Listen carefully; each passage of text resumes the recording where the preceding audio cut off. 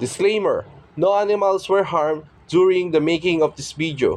All animals featured are cared for responsibly, and their health, safety, and well-being are prioritized at all times.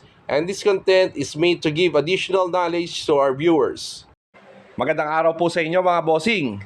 Unang-una po mga bossing, ito po ay sarili ko lang na pamamaraan at nire-respeto ko po ang bawat handler or nag-aalaga sa bawat diskarte nila sa larangan ng pagkukondisyon sa ating mga alaga. Kaya nasa sa atin naman po kung ito po ay susundin nyo. Maraming salamat po. Alam nyo po mga bossing, maaari naman din pong gamitin ang 7 days conditioning program. Pero sabi ko nga mga bossing, ay dapat po bago kayo pumasok sa 7 days conditioning, ay dapat naka-precon ang ating mga alaga at nakaproseso. Una, ano ba yung precon? Ang free conditioning po ay dito po natin pinapakilala sa ating mga alaga ang bawat binibigay natin sa pagkukondisyon. Tulad ng patuka at exercise, kung ano ang binibigay natin sa pagkukondisyon, ay ganun din sa pagpiprecon. Hindi naman halos araw-araw ang exercise, pero ang kanilang patuka ay kaparehas ng pagkukondisyon po yan. Ang pagpe-preconditioning sa ating mga alaga. At tips lang din mga bossing, kapag kayo po ay nagpiprecon, pwede nyo po silang bigyan ng El Toro. Dahil ang El Toro tablet po ay nakakatulong bumuka ang katawan ng ating mga alaga. Kaya mas mainam po ay medyo bulky sila bago pumasok sa pagkukondisyon. Pangalawa po mga bossing, bago kayo pumasok sa 7 days conditioning, ay dapat 10 araw pa lang ay nakapurga ka na. Para po lahat ng supplements or vitamins or anuman ang binibigay natin sa kanila ay na-absorb po nila ng maayos. Dahil po sa pag 7 days conditioning ay hindi ka na maaaring magpurga, kaya dapat naka-advance ka na po. Ganun po ang sistema mga bossing. Ngayon po ay papasok na tayo sa 7 days conditioning at paano ba natin ito ginagawa. Sa unang araw po mga bossing, sabi ko nga, hindi ko na kailangan magpurga dahil nagpurga na ako bago tayo pumasok sa 7 days conditioning. Ang ginagawa ko na lang po sa unang araw ay nagpapaligo po ako. Ang gamit ko po ay Triple X shampoo at pagkaraan po nun, ako po ay nagbibigay ng Belamil 0.5 lang po mga bossing. Sa umaga po ito pagkapaligo. At ang ginagamit ko nga po pala na patuka mga bossing ay conditioner, wet feed po yan, binababad ko po, Thunderbird Platinum, Egg White, Tomato, Dextrose Powder at Red Cell.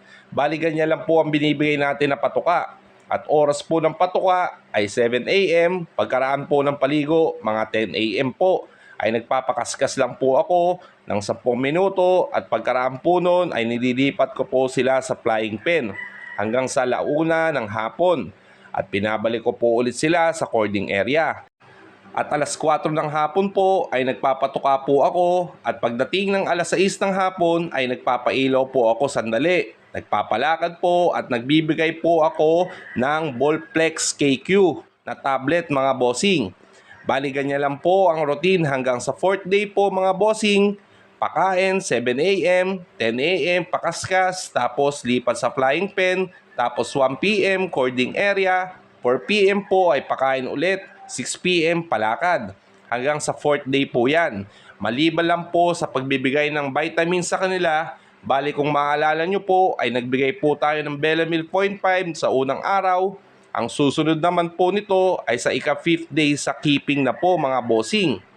3 days po bago ang kanilang mga laro, saka ako nagbibigay ng Belamil.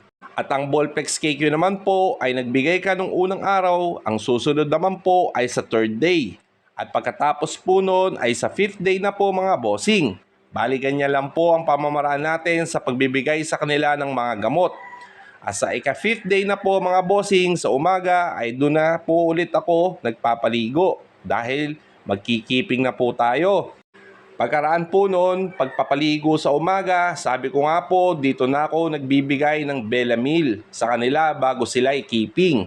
Bali ang keeping po natin ay 10 a.m. Pagkatuyo, nagbigay na din tayo ng inject sa kanya. Tapos baba po nito ay 12 noon at 3 p.m. at 4 p.m. patuka. Tapos 6 p.m. po ay palakad lang saglit.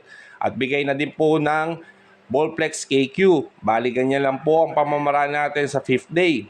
Sa 6th day po ay baba po muna ng 6:30 AM, tapos patuka ng 7 AM, baba ng 9 AM at 12 noon. Tapos 3 PM at 4 PM patuka.